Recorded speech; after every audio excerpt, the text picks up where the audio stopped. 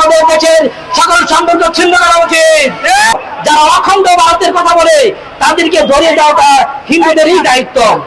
যারা অখণ্ড ভারতের কথা বলে তাদেরকে ধরিয়ে দেওয়াটা হিন্দুদেরই দায়িত্ব।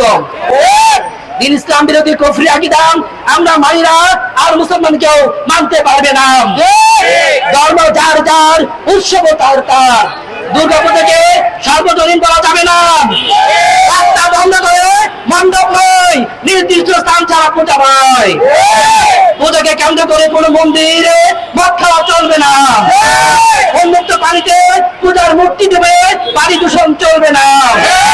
দুর্গাপূজার ছুটি সাধারণ নয়, বরং ঐচ্ছিক করতে হবে। ভারতে ইলিশ রপ্তানি বন্ধ করতে হবে। বাংলাদেশে যারা অখণ্ড ভারত চাইবে তাদের গ্রেফতার করো, শাস্তি দাও। ভারতীয় কমান্ডার রামগিরির একমাত্র শাস্তি মৃত্যুদণ্ড। পৃথিবী সন্ত্রাসী নির্দেশনাকে গ্রেফতার করো, ফাঁসি দাও। আমরা মুসলমানরা তখন বসে থাকবো না, বসে ছিলাম যখন এই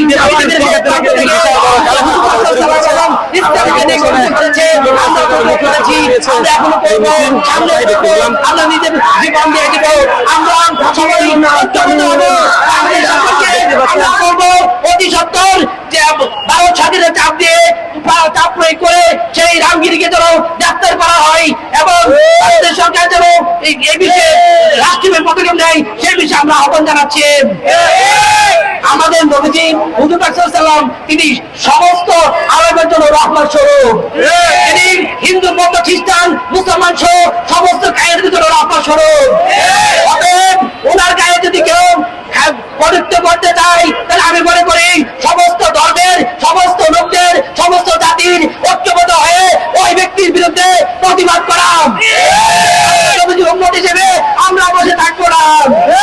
আমরা চাই এরকম ভাবে যেন পৃথিবীর কোন প্রান্তে হুজুর পাক সাল্লাল্লাহু আলাইহি ওয়াসাল্লাম প্রযুক্তি না করে। প্রযুক্তি যদি করে তাহলে আমরা তার হাত ভেঙে দেব।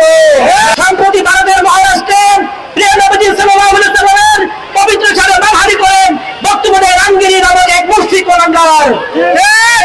প্রিয় নবীজি সাল্লাল্লাহু আলাইহি ওয়াসাল্লাম তিনি আমাদের প্রাণের থেকেও প্রিয়। ওনার পবিত্র শানে বিন্দু থেকে বিন্দুতম বেয়াদবি আমরা মেনে নেব না। পৃথিবীর যে গ্রন্থেই সে করুণিত থাকুক, তার একমাত্র সারা শাস্তি মৃত্যুদণ্ড। সারা বিশ্বের মুসলমানদের পক্ষে আমরা চাই অবিলম্বে সেই কোরআনকে গ্রেফতার করে তার সারা শাস্তি জারি করা হোক।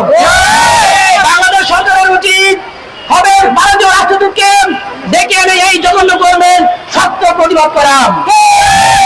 ভারত সরকারকে চাপ দেওয়া যেন কোরআনের রামগিরিকে দ্রুত গ্রেফতার করে শাস্তির ব্যবস্থা করেন।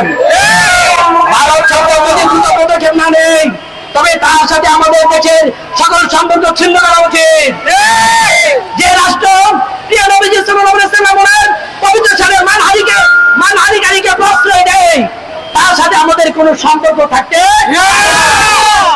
ভারতের প্রিয় নবীজি সাল্লাল্লাহু আলাইহি ওয়াসাল্লাম ওনার মোবারক শানে যে মসজিদটা মানহানি করেছেন, সেই মসজিদদের জন্য বাংলাদেশ সরকার ইলিশ পাঠাচ্ছে। এর থেকে আর কষ্টের বিষয় কি হতে পারেন? অপরাধী কখনো ইলিশ পাওয়ার যোগ্য নয়। বাংলাদেশ সরকারকে ইলিশ পাঠানোর সিদ্ধান্ত থেকে সরে এসে জাতির কাছে ক্ষমা চাওয়া উচিত।